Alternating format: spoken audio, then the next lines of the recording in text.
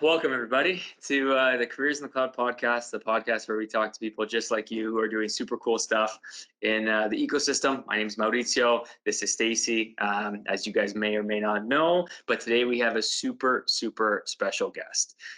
She's a 7-time Salesforce MVP who continues to contribute to the ecosystem by helping others through your organization such as PepUp Tech, Merivis, Salesforce Saturdays. She was the first person to actually start in Austin, Texas, their chapter of the Salesforce Women in Tech group.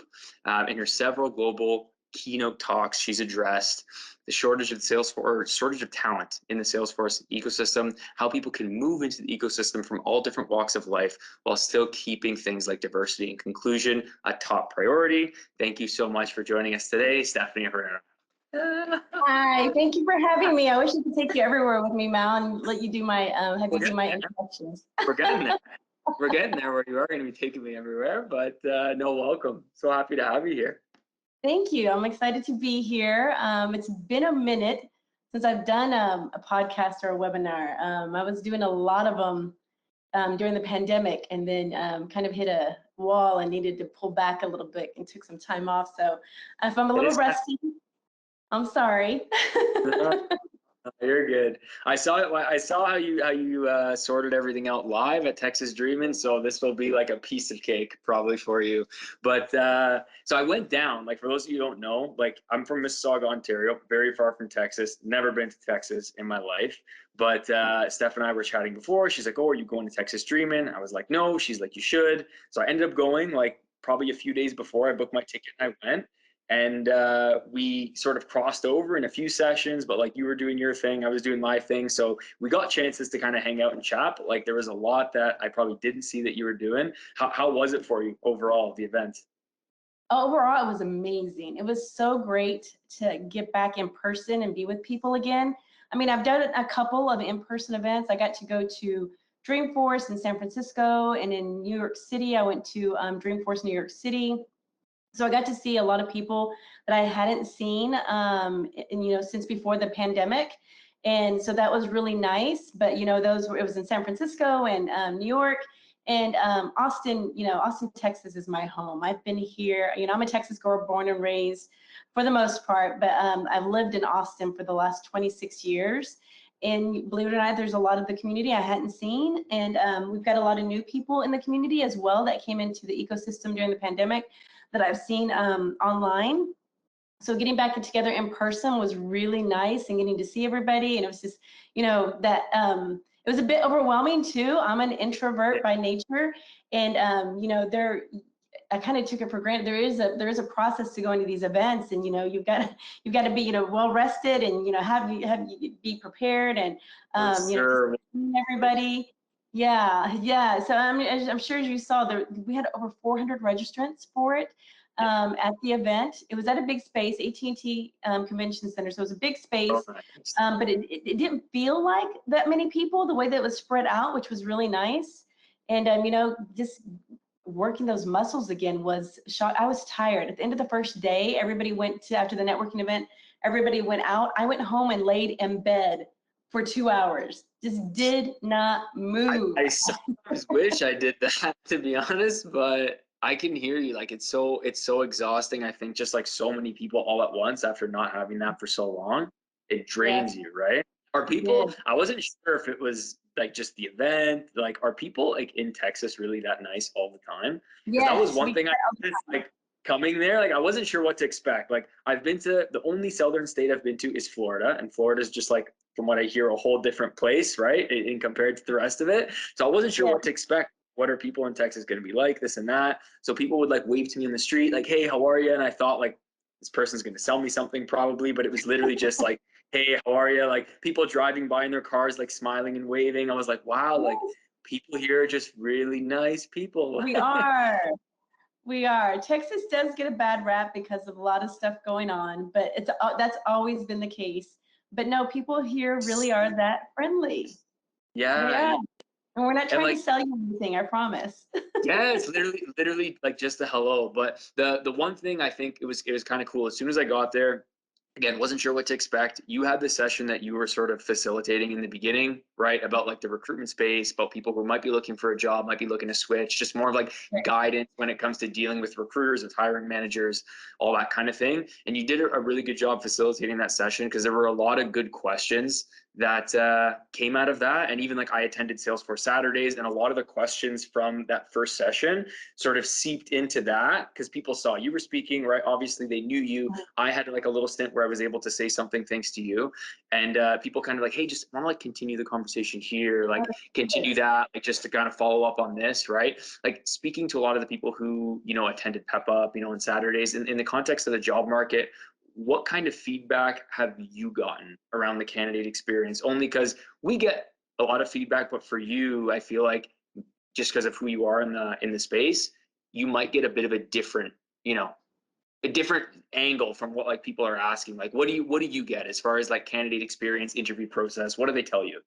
Absolutely. And just to get a little context for people who don't know what Salesforce Saturday is, and I'm so glad you were there. That was a special one where we had our Ukraine leaders there that lead the Ukraine Salesforce Saturdays, Ola and Nazar. So Salesforce Saturdays, I started back in 2015. At the time, I was a Salesforce manager.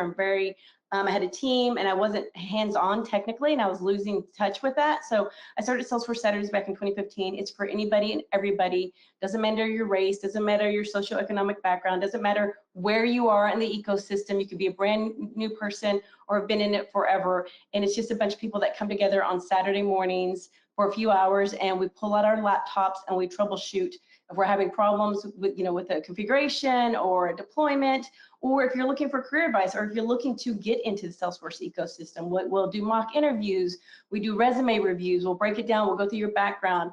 So it's really a space where you can come and just level up at anywhere in your career in the Salesforce ecosystem, and we give you access to our networks to also help you get a job. So we're talking about everything. I mean, any given Saturday, there's just a different conversation going on about Salesforce. It's whatever the users need, they come to us and we talk about it and we help them problem solve. So some of the things, especially during the pandemic, is the interview process that's been really difficult because it's gone from in-person to virtual and on camera. And a lot of people don't know how to be on camera. I mean, I've done podcasts for forever, for forever. I've done a lot of podcasts during the pandemic. I was doing a few a month, so many. And even I, when we were getting set up for this, was having problems with the setup, and it was freaking me out and making sure everything was right. Like, just being on camera for the majority of people is not something that's natural and not something that we enjoy. There are very few people that are like, put the camera on me, look at me. Very few of us want that, myself included. So, yeah, exactly. Yeah, they're bored for it. We are not. I am not.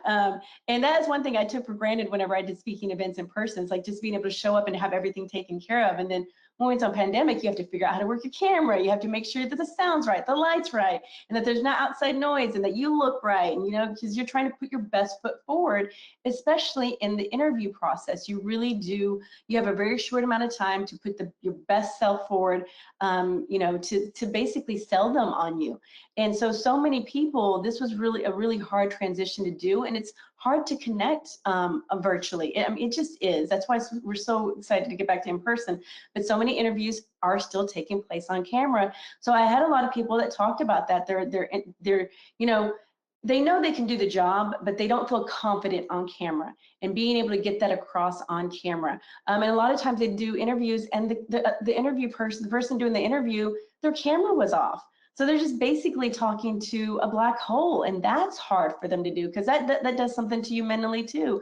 And what's discouraging about that is I feel like a lot of hiring managers are missing out on really good talent because they're judging the interview process on how somebody appears on screen and how they're able to present themselves. And I'm sorry, but that's not the job you're hiring them for. You're not hiring them to be a presenter, to be a speaker, to be able to look into a camera and turn it on and entertain. You're hiring them to do a technical job. You're hiring them to communicate with your stakeholders. You're hiring them to be problem solvers. And that's not something that's coming across in the interview process. And because of that, they're passing on a lot of really good talent because they're not giving them they're not really digging in to find out who they're interviewing, as far as like And to me, as a hiring manager, you're doing that when you're building a team. You've got to learn your team. You've got to learn how they work. You've got to learn how to motivate them. They're not just going to tell you that. So as a manager, you've got to use those management skills that you do for your team to pull that out of the person that you're interviewing, help make them more comfortable so that you can get the best answers out of them. But that's a lot of what I'm seeing is the interview process is the hardest. And I've had like really tenured Salesforce admins who were on my team, and they've gone through like 30 interviews, and just because they don't present themselves well on screen, they're not getting the jobs and they're missing out on talent. I've had talent interview with people, and the consulting companies have come back to me and said, no, they're too junior, they're too this, and then I go and sell them to somebody else, and they take that chance on them, and they're like, oh my God, I'm so grateful. Can you send me more people like them? And other people have passed on them just because they didn't interview well. So that's a lot of what I'm seeing. Yeah, and like me and Stacy were like we kind of have to deal with this quite a bit, but like the interview process itself, right, has a lot to do if the person, whether they, like, let's say they get the offer, whether they take the job or not, has a lot to do with the experience in the interview. So like as far as how companies or companies and candidates can make that experience more, I would say, enjoyable. No one likes to interview, but it doesn't have to be a horrible experience, right? Like it can actually be like somewhat like you're building on something like, wow, like that was a great combo. I'm excited to like speak again, or like speak to the next, people who I might have to chat with. And like you'll see a lot where there's like so much recruitment propaganda out there where it's like, yeah, the quicker you make a decision, the better it's going to be for everybody. But at the same time, some companies have red tape where you can't have everybody in the meeting at once. Everyone's got stuff to do. We're going to have to take like a few steps to finish the process, right? Like, yeah, a 9-10 week process for, a relatively junior role would be ridiculous, but just keeping in mind, right? Like everyone's got a schedule. We got to make it work between a bunch of different parties, right? So the way that we found to make the process more enjoyable, like we have a bit of a unique position where we really can set the landscape for both sides. So if the company has the mindset of this, right, and the candidate has the mindset of that, that's their intention, this is what the company's really looking for, we can sort of prep both sides as to like what that conversation will be like in the meeting, right? We can introduce the conversation in a way where we kick it off on the right foot. Because it's like you said, not like as much as no one's a professional interviewer, the person who actually does the interview, the hiring manager, also probably isn't for the most part a professional, and sometimes they're not as good as you hope them to be. And it's not their fault. Like they're not trying to give you a horrible experience. It's just like they're not that good at it. Right. And if that translates to someone who's not ready for someone who's not good at interviewing, it turns into a really awkward conversation. Right. So for us, I like had one sometimes candidate say, I had one candidate say she felt like the interviewer was just staring at me and didn't even blink. I felt like I was in the principal's office, which made me very uncomfortable. Yeah, it's like so we've been on calls too where it's like like the intros happen. It's like so it's like nothing's going on, and we have to say, okay, like let's begin maybe with this use case. Do you want to maybe explain like the project that's going on? It's like, and they're like, oh yeah, for sure. Like let's start there. So sometimes like because we sit on all the interviews, like Stacy and I both, and you can sort of kickstart the interview in a way to make like you facilitate conversation, right? Yeah, like we're it's normal for us to sit in like any meeting. We sit in so many meetings all the time. It's not that big of a deal. It's not awkward for us, right? It's our job. But that's something that we can actively try and do to like make things a bit less awkward sometimes. Sometimes the interviewer are great and it's cool. But if I can sense, or if Stacy can sense like, oh, things are a bit awkward, let's just like give some help here to like change the trajectory a bit and get the conversation going. The thing is, a lot of like, what about the jobs that like people apply to directly where there's no recruiter in the middle? Right? What about you? There is a recruiter in the middle, but they don't prep either side and they don't join the interview. Then you're kind of left on your own. From my side, I would say and Stacey, you can jump in on this too in a second, but from the hiring manager side, instead of having the mentality to like test and trick, to try and find out like, is this like automatically assuming the person's going to lie to me, instead of testing and tricking, it's more like give them everything, right? That like give them the landscape of what you're working on. Don't try and get them to think like, you don't have to ask why is the sky blue? Like let's talk about why we're here. Give them that landscape as far as like, look, I'm going to give you an overview on kind of what we're dealing with here. Give them the challenges, give them the pain points, give them at least the courtesy to think in your shoes. Start with that, right? And if you're the candidate, same thing, right? Ideally, if you can get any prep beforehand from whether it's the internal recruiter or the agency recruiter to use that to frame up some ready examples. Hey, I heard you guys are doing this, or I heard you're going to be tackling that.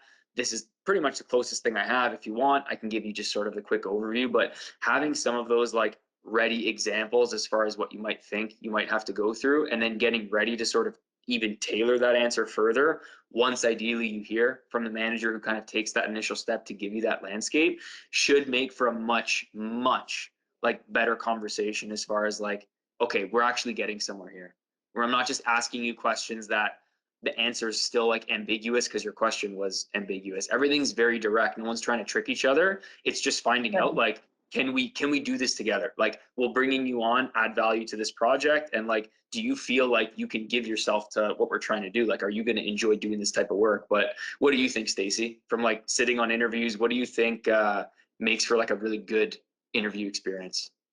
Yes, so I also, before the actual interview would to happen, it's all about setting expectation on both sides. Because us as a recruiter, we are the connector between the candidates and the company side for us to understand what they are looking for and then what the candidates are also looking for their next job opportunities, whether if they are the good fit or not.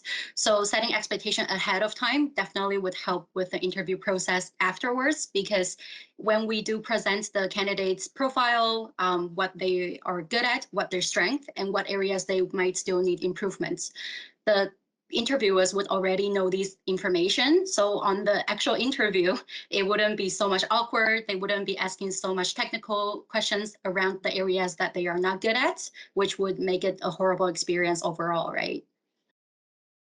No, I like That's that. I love that y'all sit in on the interviews. I didn't realize that.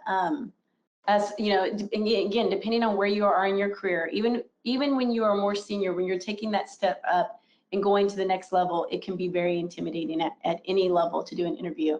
So I love that y'all are on the interview and you can actually give them feedback on how they did, because when you're interviewing and you're especially, luckily I've not had to interview virtually, but I could only imagine like when you're interviewing, like you're so overwhelmed with everything that's going on around you, especially if you're a visual person. As soon as the interview is over, you're going to forget everything that they asked you and what you did. So it's good to have a third person to be able to give you that feedback. So I really like that y'all do that. It's easier too to like prep for future, because like in some recruitment companies, and again, it's not even, maybe it's also with end clients too. If somebody applies for multiple roles, or they applied previously for a job, and then going forward they apply to the same company maybe a year later, wasn't successful, but the company's really good, they want to apply again. Like if somebody fails a lot in interviews, even though it doesn't reflect necessarily their actual skill, sometimes like the person who's, collecting the CVs or sending the CVs or screening them automatically thinks, oh, like, this person doesn't interview too well, like we're not going to give them a shot. No one really knows why, because they never saw them interview. They just, Right. This person is now 6 no's, as opposed to like, where did those no's come from? So it's funny, in Texas, actually, I took a call from one candidate who, over the past, like, very sharp person, really, like sharp in a sense where comfortable with me, can speak about exactly the technology in Salesforce that they work on. They're in a bit of a niche technology too, which does help. And they've gotten lots of work, but through us for a couple different reasons that I'll get into. This, over the past year that we've been working with them, like never really successful in interviews, right?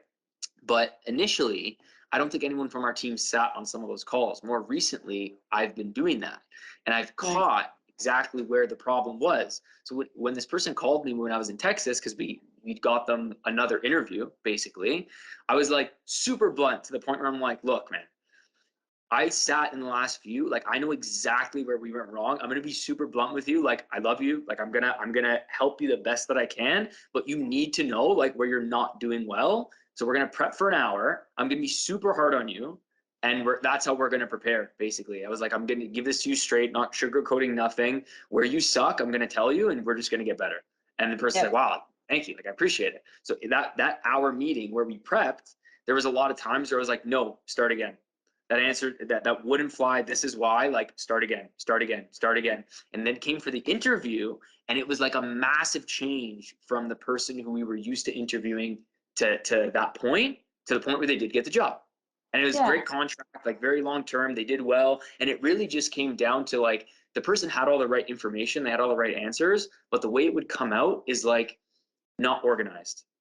Very, you're here, you're there. And if the person interviewing isn't like they don't have like a strong EQ where they can pick out certain things and they're a very good active listener, you're gonna lose that interviewer. In this case, that person, that was what was going on. But once we tweaked some of those things and just practiced like how you should answer this and that, it ended up being a success. But a big part of it though is, I talked about this a bit in Texas Streaming too, but the way you structure your CV, as it serves as a cheat note essentially during your interviews. If your CV is structured nicely and you've created these mini cases, little buckets for all of your different projects, it's so simple to say, hey, oh, this project is actually super similar. Let me just walk you through, and you have it there. The value prop, the main use case, your challenges. You paint a nice landscape that facilitates discussion, as opposed to let me think, like you throw a few different things from a few different projects and it's like, where is this conversation going? It's another thing that I see as far as before, you can have the good resume put together, which is going to definitely make it easier for the hiring manager. But something that I see with a lot in our Salesforce Saturday communities, PepUp Tech, Merivis, is a lot of them have a lack of confidence. So they're going to have a great resume, but if they have a lack of confidence in themselves. I had one girl that came to me. She's 6 months without a job. She'd been applying, and she'd come to a Women in Tech hands-on event and was like, I was told to come to you. That they said, go to Steph Herrera. This was back in 2016, I think. And she's like, go to Steph Herrera. She'll help you get a job. And I was just like, oh my God, I don't know that I can promise you that. Yeah, I was like, no pressure. So we sat down and I looked at her resume. I had a conversation with her. It was less than 30 minutes, but I could see exactly what it was. She had no confidence in herself. She was in her mid-30s. She's like, oh, everybody just wants to hire millennials. I can't compete with that. And I'm looking at her resume. It's like, you've got all of this experience. You've got all this transferable experience. And so I had to show her how to sell that and how to position it. But before I could even get her to that point, I had to make her see what I saw. I had to make her see what made her so strong in her in her background. I had to pull that out of her and show, like, you've got the goods, you've just got to be able to speak to it. So for me, it's a lot of, with our industry or with our community, they're not confident. They don't believe in themselves. And I've told them, I can tell them, I'm blue in the face, like, you've got the ability. They're bringing you to interview you. You obviously have the skills that they're looking for, or they wouldn't waste their time interviewing you. You've got more experience than anybody at that company to fill the role. That's why they're bringing you in. But so how do y'all handle it with, your candidates when you're placing them or getting them ready for an interview when they're insecure and they don't have the confidence in themselves? Like, what do y'all do to prep them for that, to, set them up to have that confidence when they go in, that they can own it and that they can do the role? How do y'all prep them? How do you prep, Stacy, when it's time to prep? So typically after I would do the interview preparation with the candidates before the actual interview were to happen, right? It's for me to introduce about the project, for them to have that security to know what they are going to get into before the interview. But at the same time, for me to understand what are the areas that they would need the most help with. So for any candidates, they have their own ways of preparing for the interview. Some are good speakers, some are not, and so many have so many years of experiences. They're not able to speak for the whole interview just talking about their background. So I think I would also help them to prep with their elevator pitch for the interviewers to get to know them in the first 30 seconds, to know what is their strongest background, what they can be able to bring to the table. And then that would leave a good context for the interview. And that would also be easier for the interviewer to guide the whole interview on the questions, because they would already know what areas that they can be able to target at. Good, I like that. Yeah. Especially when on the elevator pitch, because everybody takes it for granted that everybody has their elevator pitch down. The majority of people don't do the work to do a good elevator pitch, myself included. All these years that I've been doing what I do, I hate introducing myself because it just feels I'm obnoxious and I don't like doing it. And Christina Jones at Salesforce got, as PepUp Tech founders, a career coach, Joanna Bloor, and she was helping us with that. And she could tell I had a hard time with it. And she's like, Stephanie, basically, by doing your own, when you do your introduction of yourself, it's not obnoxious, you're not boasting, you're telling people why you matter, why you deserve to be in the room. And when she said that, it just like clicked for me. I was like, oh, well, yeah, I matter. And I grew up in a time, you know, in West Texas, especially as a Hispanic, where I didn't matter because I was a Mexican and I was invisible and people didn't care about anything that came out of my mouth. So that like really resonated because I've always fought against that. It's like, I do matter. I do have a right to be here. I've always felt like I've always battled my whole life to prove why I should be in the room, because I was always discounted because I was a Hispanic woman. And so as soon as she said that, that triggered me. It was just like, oh, I'm going to get better at my elevator pitch. I'm going to get better at my introductions because, yeah, I do matter and I do have a right to be in this room. So like, and again, and that was after I founded PepUp Tech. You would have thought I would have had that elevator pitch down. You would have thought like that would have been like nothing, but it wasn't. And it took someone showing me how to do that. Not everybody gets to have access to somebody like Joanna Bloor. So that's where, you know, recruiters come in hand to help you with that. And so I love that y'all are helping them with elevator pitches. Yeah, the biggest thing for me whenever I'm prepping, like Stacey, you said it well, where it's like number one, like try and get their guard down, where I'll tell them like you don't have to worry about like being the best of the best of the best of the best for this or that. Like it's just me and you talking here. Like, where do you really struggle? Like in an interview, like I had one person last week, hadn't interviewed in like 7 years. Probably really good at your job, but like haven't interviewed in 7 years. Like what makes you the most nervous? Is it actually pitching yourself? Is it organizing your thoughts? Is it that first elevator pitch? So like really focusing on where they're most nervous, because really it's like studying for a test. If you have an interview later this week, we got you on the Monday because that's the only time you're free, because everyone has like, you know, our candidates have lives, right? There's a lot of things they have to do. I got you for 30, 45 minutes, maybe, right? What can we do in this amount of time that's really going to impact it? And it's like you said, where it's like, you want to give them good tips, but it's not just like a lecture where it's like, do this, do this, do this, do this, do this, do that, and you'll be fine. It's more of like focusing on where they're most nervous and trying to alleviate the nerves through a few different ways, so that like when they go in, they're fresh and they can speak like they do at work. Because a lot of these people, even the most nervous people in interviews during the day when they're doing their job, even if it's not a Salesforce job, whatever you do, those interactions like at work where you're just talking about what you're doing day to day, you could probably, even if you're, you know, complete introvert, confidently say exactly what you're doing, why you're doing it, why it's important, because it's like what you do. You don't even think like twice about explaining stuff like this to your colleague, to your boss, to this, to this, to that. It's more like trying to bring some of that thinking into the interview so that when it comes time to answer, it's like you're not, you know, yeah, you're going to read your CV to like use it as a bit of a cheat sheet to help you, but you've lived all that stuff. So how do you find a way to regurgitate it where it's very natural? That's kind of the preps that we would try and create for the candidate, right? So the elevator pitch is good because it's a concise way, as long as it's concise, 30 seconds, 45 seconds, 1 minute max. Who are you? What do you do? Why are you important? Like you said, right? How are we teeing up this call? Right? Being ready for them, or making sure the candidate's comfortable to say when they're not good at something, is also a big stress reliever for a lot of candidates we find. Like, you don't have to be perfect. Be ready to tell them straight up where you're actually not good, right? I focus mainly on this, or I've been training mostly on this stuff. This stuff, right, is in the job description. I don't actually focus on that too much. This, right, is where my bread and butter is. This is what, you know, I'm really good at. Being okay to be upfront about that stuff and not having to feel like, oh, like when people think they have to lie in an interview, it actually stresses them out like crazy, right? A lot of people don't like, maybe some people like to lie, but most people don't really like to lie. They like to just be honest, and like it takes a lot of pressure off. You know, so giving them like, or enabling them to say, it's okay that you're not good at this. Just if it comes up in the interview, be honest about it. And that takes a lot of stress off people when they know, like, we're not expecting you to act like you know everything. You've kind of said that, like, this is not your area of strength, this is your area of strength.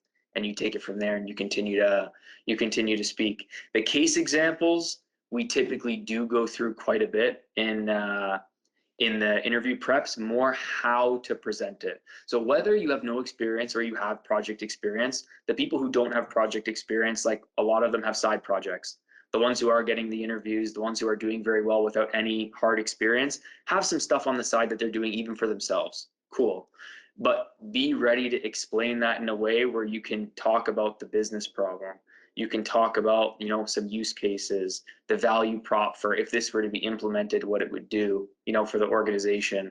And then like your challenges, your struggles, how you overcame it, and whatever that action is. That whole STAR methodology that you can look up online is super great for that. But we'll practice, okay, give me an example of this. And I'm not a technical guy, but I can give some key examples, right? Or key questions. Give me an example of when you had to tackle this or tackle that, or when you went through this type of challenge. And then they'll go through how they'll explain it. And if it's not concise enough, or if they're hitting on too many points, going on a tangent, we'll stop them, start again, stop them, start again, stop them, start again. So once they get that practice of all the rust out, by the time they go in the interview, most of these people feel much more calm about just like having a chat, because that's really all it comes down to, right? Is that. So that's our approach really when it comes to just trying to prepare people best we can. You can only do so much, but you can pack a lot into a small period of time, you know, before the interview. I like that. It's funny you talk about someone who hadn't interviewed in 7 years. I had a really good friend that just went through that process. She hadn't interviewed in 7 years. She's been at the same company for, you know, the last 7 years, and she was a nervous wreck. And the feedback from the people that interviewed was like, she wasn't polished enough. You know, she wasn't, you know, confident enough. And it's like, you see that she hasn't interviewed in 7 years. So that's where I think it's important to have, you know, someone like that, you know, have a partnership with a recruiter to help them through that process, but also for the recruiter be able to have the conversation with the hiring manager to say, hey,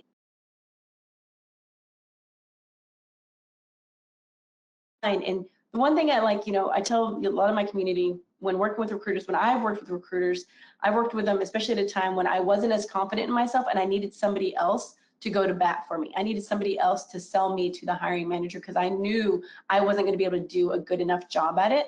I've had enough practice now where I can do it for myself. I know myself well enough. I've been in tech for 23 You have the years. confidence. Yes, I've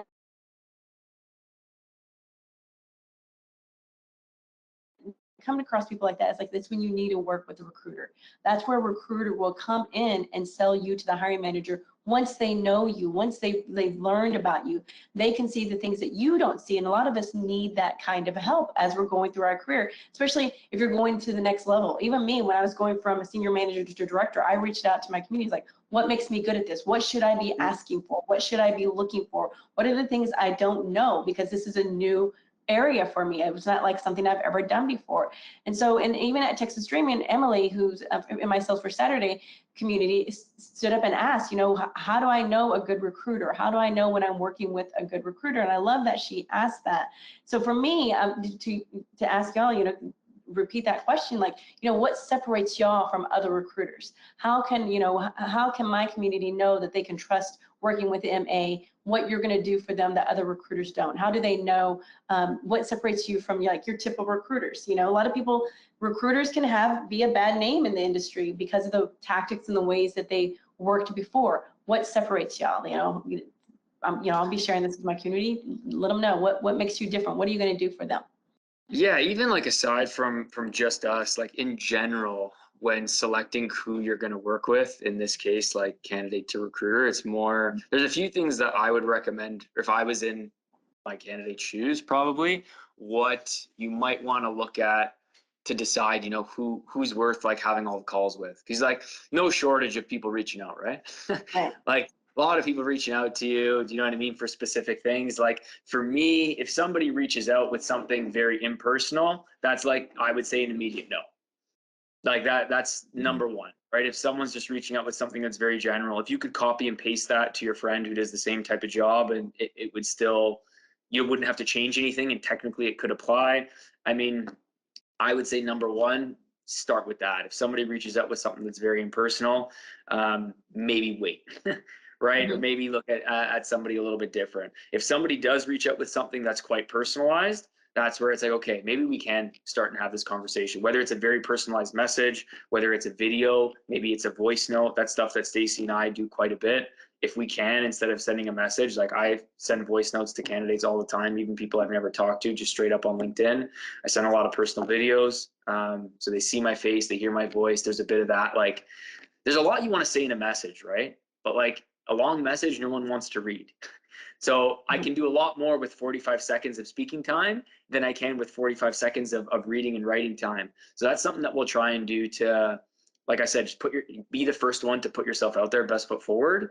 And if somebody sees my face, hears my voice, that at least brings down that first wall where, hey, this person seems genuine, maybe we'll have a chat with them.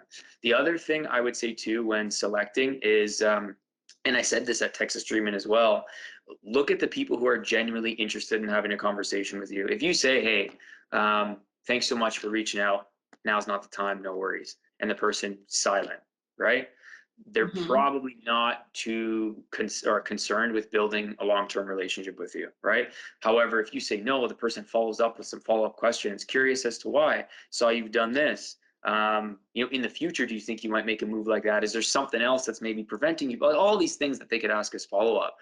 It might mean that they actually do want to build a bit of a relationship with me. If they say, hey, no worries, I'd still love to connect with you, even in a month, right? If you want to put something in calendar, that might be someone, like, hold them to it. Sure, pop something in my calendar. If I don't have to have someone send me their email, I say, look at what's there. Hey, buddy, is this still you? Cool. I send the invite, and we have a chat in a month, right? It's long past, the role's going to be filled by then, right? It's not going to be for what we were talking about today, but you never know in the future what could happen. I've helped people 2 years after meeting them, even, right? Like years after we first had a first coffee, I finally find something that's valuable to them. So I think that's probably the few key areas where if you're looking as to, should I speak to this person? Should I not? Personalization is key, and having them show the initiative to, like, I genuinely want to speak to you, not just specifically for this job. What do you think, Stacey?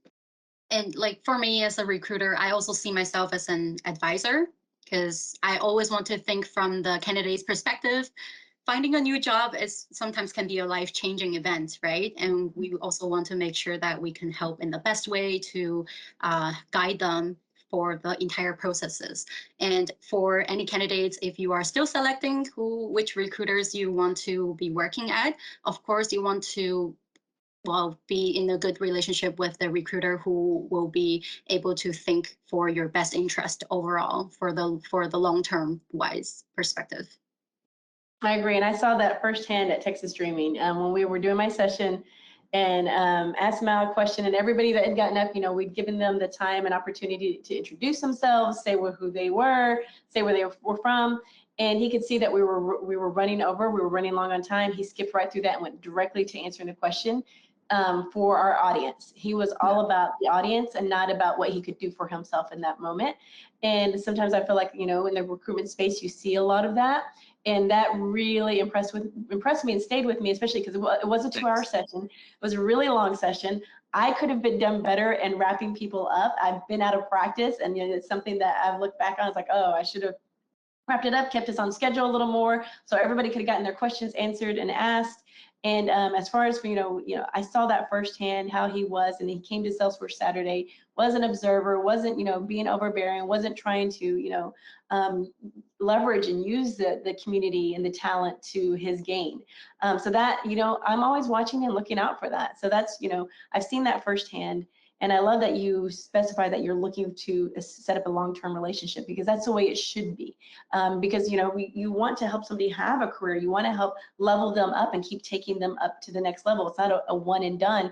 And you're absolutely right, Stacey. It should be a position of advising them, guiding them, not saying this is the role, I'm going to make you fit into it. It's actually looking at them as a talent and saying, learning about them, finding out what they have to offer, and advising them on how they can best use those skills to get the next job, and saying, I'm going to be here with you in the long run, and we're going to get you, the best opportunities out there and the most money that I possibly can. I think I would love for all recruiters to be that way. Yeah, it's a job where, like, if you really just try and give everything you can, because like you can actually give a lot for free. A lot of the advice, a lot of the talks, a lot of like you can give a lot for free. It just sets everybody up in the future, because like it really is a complete relationship game, right?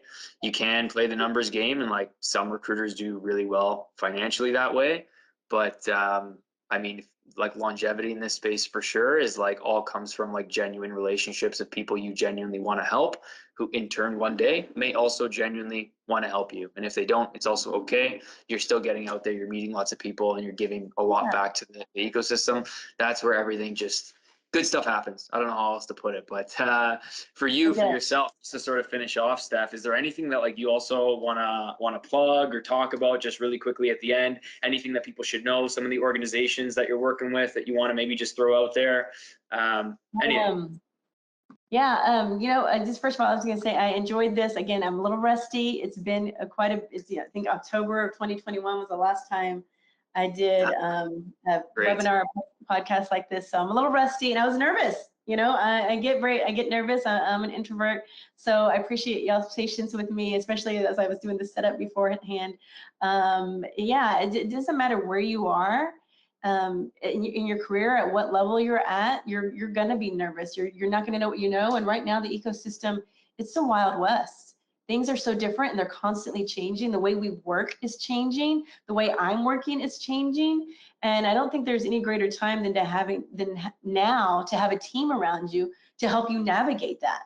I tell my community, Salesforce Saturday, Merivis, PepUp Tech, my women in tech, that find a good recruiter, find a good partner who can do the hard work for you, who can be the one to chase things down for you, be the one to get the feedback for you. And a lot of times you don't get to get the feedback from when you do an interview. Recruiters, if you have a good recruiter, they're going to get you that feedback so that you can figure out what you did wrong, and the next time you'll be that much better. Yes, you need a team around you, being involved in the community. I mean, this is something that everybody knows. The community is going to be there for you. We have Salesforce Saturdays. They're global. They're for everybody. They're free. You don't have to pay a dime for it. These are people who are showing up to give back their time. In Austin, I'm there every other Saturday on Saturday mornings from about 10 till 1, along with the rest of the Austin crew. And a lot of them are, and we do virtual as well. And there's a lot of that are happening virtually, Boston, Atlanta, and then all over the world, Ukraine and Japan. They're doing these virtually, and they're trying to help people. So they're out there. Go find, there's a community to support you. Set up your dream team. And if you're not confident or you're not sure what's out there, you're wanting to know what's happening, find a recruitment team that can help you, and one that really cares about you, and one that's going to level you up and get the resources, hold their feet to the fire. Like I said, I've been very impressed with MA so far. I made no secret that I was going out on my own so I could find recruitment partners, consulting partners to work with. I want to work differently, and I'm doing contract work. I'm a full-time contractor. I'm not working full-time for anybody, and I've really enjoyed the experience I've had with y'all so far. And if anybody in my community uses them and they aren't living up to what they promised, let me know. And I'm not above holding their feet to the fire, because I genuinely believe y'all really do want to help. And I think everybody should have a dream team, and have people in your corner who are going to fight for you, especially at times when you get tired and you just can't do it for yourself. I've been there, and I've seen firsthand what having a team behind you can help. That was my Women in Tech. That was Salesforce Saturday. That's PepUp Tech. That's Merivis. I've been very fortunate to have a lot of people pushing me out of my comfort zone, because left to my own devices, I'd still be heads down and nobody would know who I am.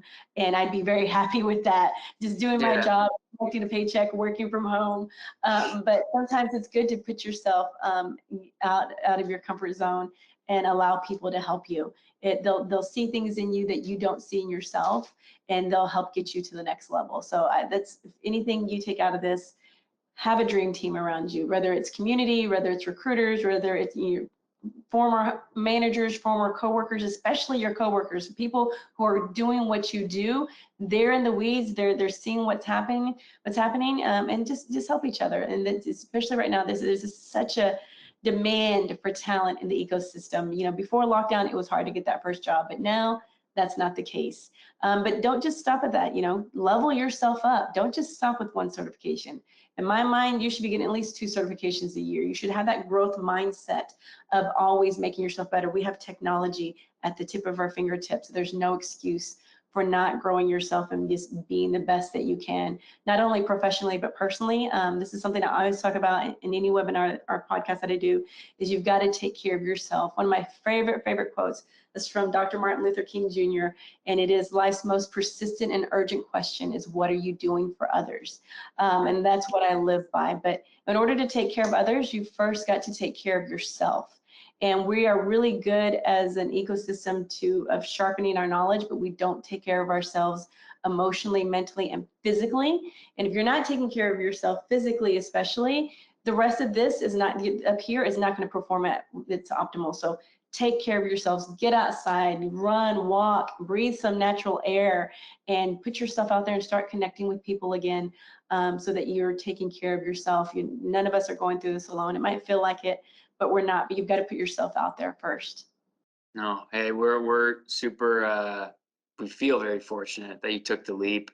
Now we're collaborating now. I think everyone that we're working with is going to benefit greatly from some of your advice. Like you said, 23 years in the space isn't something that's like found very often, right? And then especially in all the different walks of life that you've lived. So massive thank you to you for this and for kind of what we're doing. So I guess I'll see you, or we will see you. Everyone watching, you will see us. Yeah. I'll be back and I'll be a little better. I won't be so rusty. I'll be better next time. We'll be live, right? New York World Tour is it Yes. June? June? It is Yes, June. I have to take it in my inbox. I just haven't really looked at the date, so I should probably get on booking flights and stuff. If not before, we'll talk before then, but I guess that's the next time that we'll see each other and the next time that we'll see you, if anyone's watching coming to New York. So thank you guys. Yeah, bye y'all. This is great. Thank you.